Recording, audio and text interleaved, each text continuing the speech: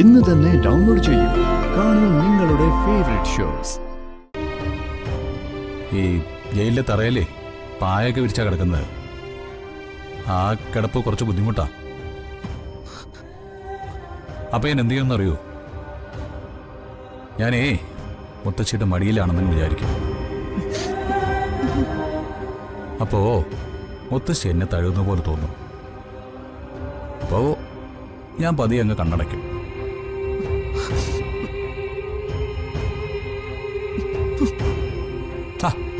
ഞാൻ കരയാൻ വേണ്ടി പറഞ്ഞൊന്നുമല്ല.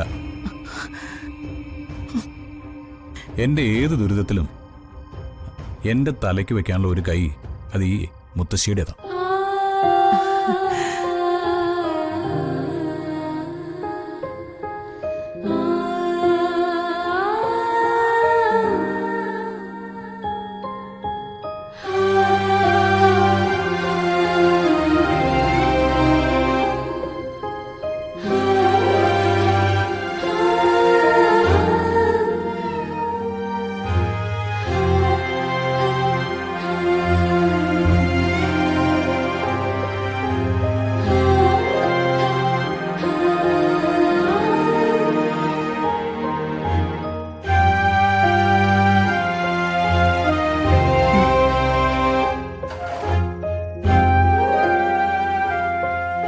ഒരു ദിവസം അച്ഛന് കുറച്ച് കഞ്ഞി കൂരി കൊടുക്കാൻ പറഞ്ഞിട്ട് നീ നിഷേധിച്ചില്ലേ?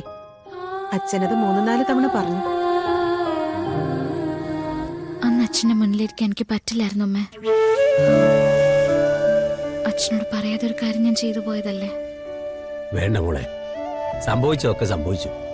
ഇനി അതോർത്താരും കരയണ്ട. എങ്കിൽ പിന്നെ അവളോടൊരു കൈകൊട്ടിക്കളി നടത്താൻ പറ. കേസ് ജയിച്ചതിനെ അത് നടത്തിയാലും അത്ഭുതമൊന്നുമില്ല.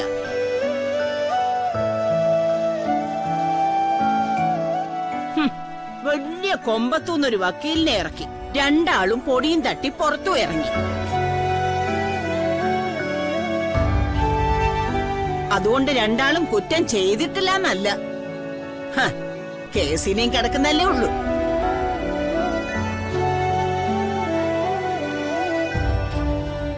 എങ്ങനെയാടാ സ്വന്തം ചോരയിൽ പിറന്ന കുഞ്ഞിനോട് നിനക്ക് ഇങ്ങനെയൊക്കെ ചിന്തിക്കാൻ തോന്നുന്നേ?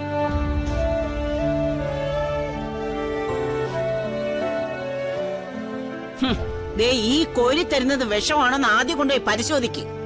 അതിനും മടിക്കില്ല ഈ ദുഷ്ടത്തി. അമ്മ വാക്കിലൂടെ തരുന്ന വിഷത്തിന്റെ അത്രയും ആരെ കൊണ്ടും പറ്റില്ല അമ്മ.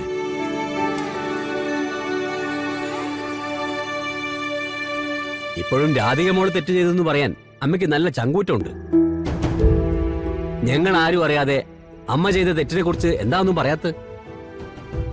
കണിമംഗലത്ത് ഒരു മുറിയിൽ കിടന്നുറങ്ങേണ്ട പെൺകുട്ടിയെ കാശ് കൊടുത്ത് തട്ടിക്കൊണ്ടുപോകലെന്നൊരു നാടകം നടത്തി. അത് ആറ്റുവാശേരിയുടെ അന്തസ്സിന് ചേർന്നതാണല്ലോ അല്ലേ?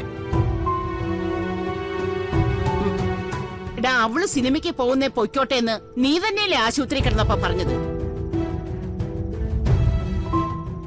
അതിനൊരു അവസരം വന്നപ്പോ അങ്ങനെ പറഞ്ഞു. അമ്മ കുറ്റം ചെയ്തെന്ന് കോടതി പറഞ്ഞു. ഈ ഇരിക്കുന്ന രാധിക മോള് തെറ്റൊന്നും ചെയ്തിട്ടില്ലെന്നും. ഞങ്ങൾ ഏതാ വിശ്വസിക്കേണ്ടേ? ഓ, അപ്പൊ കോടതി പറഞ്ഞതോടെ എല്ലാരും അങ്ങ് ക്ഷമിച്ചു. ഇപ്പൊ കൊന്ന കുറ്റം എന്റെ തലയിൽ വായി.